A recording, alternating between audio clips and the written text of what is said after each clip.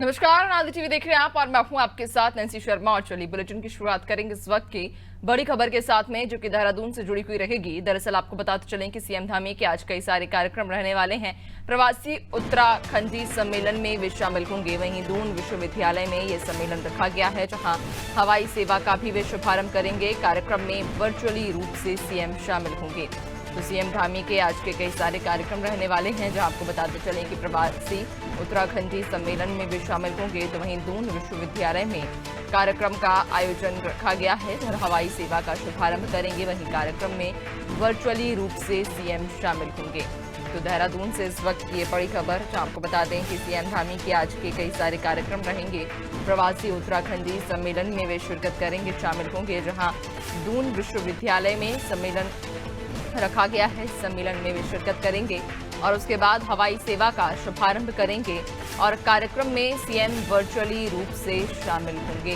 तो आज के ये प्रमुख कार्यक्रम मुख्यमंत्री सीएम धामी के, जहां आपको बताते चलें कि पुष्कर सिंह धामी के आज के ये कुछ प्रमुख कार्यक्रम हैं, जहां प्रवासी उत्तराखंडी सम्मेलन में वे शामिल होंगे। दून विश्वविद्यालय में सम्मेलन होगा।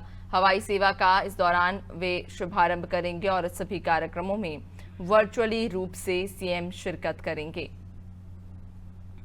तो सीएम धामी के आज के ये प्रमुख कार्यक्रम प्रवासी उत्तराखंडी सम्मेलन में वे शामिल होंगे।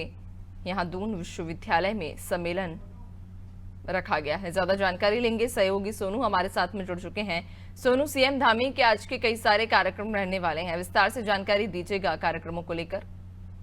देखिए नैन्सी, आज कई कार्यक्रम मुख्यमंत्री के हैं। एक के बाद एक कार्यक्रम में मुख्यमंत्री शिरकत करने वाले हैं। चूंकि राज्य स्थापना दिवस समारोह के जो कार्यक्रम है उनकी शुरुआत मुख्यमंत्री एक रोज पहले दिल्ली से कर चुके हैं और उसी परिप्रेक्ष्य में आज जो प्रवासी उत्तराखंडी सम्मेलन है, ये देहरादून का जो केदारपुरम क्षेत्र है, यहाँ पर जो दून विश्वविद्यालय उसमें ये सम्मेलन आयोजित होने जा रहा है।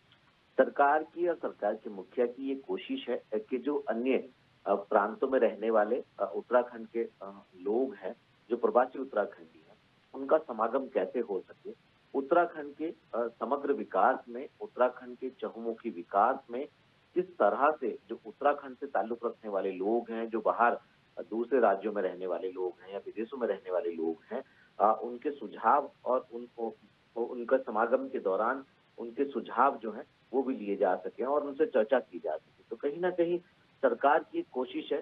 आपको याद होगा नैन्सी, उस वक्त जब उत्तराखंड में ग्लोबल इन्वेस्टर समिट का आयोजन होने जा रहा था और निवेशकों से एमओयू करने के लिए, उनसे करार और अनुबंध करने के लिए मुख्यमंत्री स्वयं विदेश में कई स्थानों पर गए थे। तो उस दौरान भी मुख्यमंत्री ने कहा था कि जो प्रवासी उत्तराखंडी हैं, उनके उत्थान के लिए, उनसे रायशुमारी करने के लिए एक परिषद गठित किया जाएगा। परिषद का गठन किया गया और अब एक सम्मेलन किया जा रहा है। तो कहीं ना कहीं उन लोगों को एक प्लेटफॉर्म पर उनका एक समागम और उनकी रायशुमारी और उनसे संबंधित समस्याओं का समाधान, ये तमाम ऐसे पहलू हैं जिस पर सरकार फोकस करने जा रही है। और बार बार मुख्यमंत्री इस बात को कहते हैं कि प्रत्येक व्यक्ति की अपनी एक सहयोग भी होता है किसी राज्य के विकास में, और जो सुझाव है वो बहुत महत्वपूर्ण होते हैं। तो आज का जो ये प्रवासी उत्तराखंडी सम्मेलन है, ये कई मायनों में महत्वपूर्ण माना जा रहा है और सरकार और सरकारी तंत्र का भी, जनप्रतिनिधियों का भी ये मानना है कि आने वाले समय में इस तरह के सम्मेलन जो है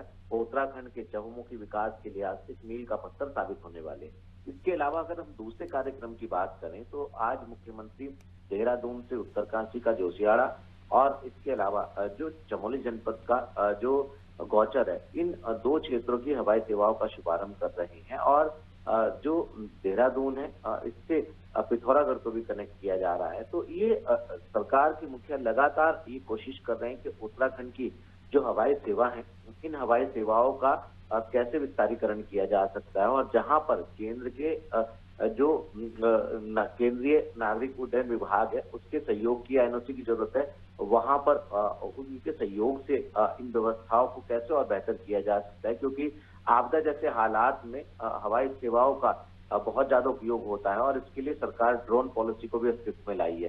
तो लगातार कैसे एक स्थान को दूसरे स्थान से हवाई सेवाओं के माध्यम से कनेक्ट किया जा सकता है, पर्यटन के लिहाज से, रोजगार के लिहाज से और उत्तराखंड की आर्थिकी के लिहाज से ये हवाई सेवा बहुत ज्यादा आवश्यक है। लिहाजा आपदा जैसे समय में हवाई सेवाएं जो है वो कहीं ना कहीं एक देवदूत का कार्य भी करती हैं। तो ऐसे में सरकार की कोशिश है, आज मुख्यमंत्री 2 स्थानों के लिए शुरुआत कर रहे हैं। आने वाले समय में जो हेलीपोर्ट हैं, हेलीपैड्स हैं, उनका भी विस्तारीकरण होगा और एक स्थान को दूसरे स्थान से हवाई सेवाओं से कनेक्ट भी किया जाएगा। सरकार लगातार इसके लिए प्रयास कर रही। तो इसके अलावा कई ऐसे कार्यक्रम हैं जिनमें आज मुख्यमंत्री शिरकत करने वाले हैं। बिल्कुल, यानी कि आज कई सारे कार्यक्रम हैं जिनमें मुख्यमंत्री शिरकत करेंगे। काफी व्यस्तता के साथ आज का उनका दिन गुजरेगा। अगर मिनट टू मिनट कार्यक्रम की हम बात करें सोनू, तो क्या कुछ आज उनके जो प्रस्तावित कार्यक्रम हैं, तो मिनट टू मिनट क्या कार्यक्रम रहेंगे, कितने बजे से कार्यक्रमों की शुरुआत होगी और लगभग कितने बजे कार्यक्रम समाप्त होंगे?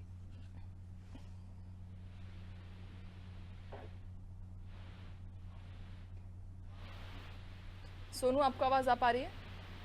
एक बार नैन्सी अपना सवाल दोहराएंगे। मैं ये कहना चाह रही हूँ कि आज चूंकि मुख्यमंत्री के कई सारे कार्यक्रम प्रस्तावित हैं और संभवतः आज का उनका पूरा दिन जो है वो व्यस्तता के साथ गुजरेगा।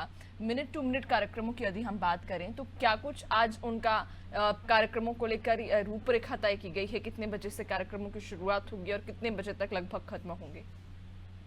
देखिए, अगर हम समय पर गौर करेंगे नैन्सी, तो इस वक्त मुख्यमंत्री शासकीय आवास में कुछ शासकीय कार्यों का निस्तारण कर रहे हैं और अब से कुछ समय बाद मुख्यमंत्री आवास से जो है वो दून विश्वविद्यालय के लिए रवाना हो जाएंगे और 10 बजे का कार्यक्रम जो है अभी फौरी तौर पर जो तय किया गया है वो निर्धारित किया गया है और इस कार्यक्रम में शामिल होने के बाद मुख्यमंत्री वापस फिर सीएम आवास में आएंगे। वहां पर कई कार्यक्रम है और इसी दौरान जो मुख्यमंत्री आवास का जो मुख्य सेवक सदन है उसका जो सभागार है मुख्यमंत्री आवास परिसर का, उसमें मुख्यमंत्री हवाई सेवा को वर्चुअल तौर पर शुभारंभ करने वाले हैं और इसके बाद फिर और कई ऐसे कार्यक्रम है जिनमें मुख्यमंत्री शिरकत करने वाले हैं।